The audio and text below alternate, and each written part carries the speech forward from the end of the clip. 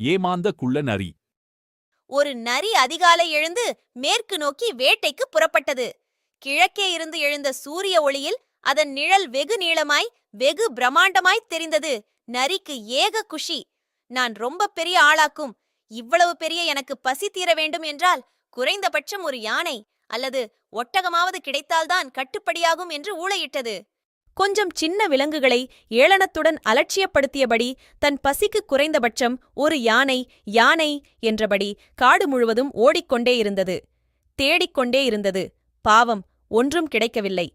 மதியம் தலைக்கு மேலே உச்சியில் சூரியன் வந்தபோது நரியின் நிழல் சிறுத்து அதன் காலடியில் விழுந்திருந்தது.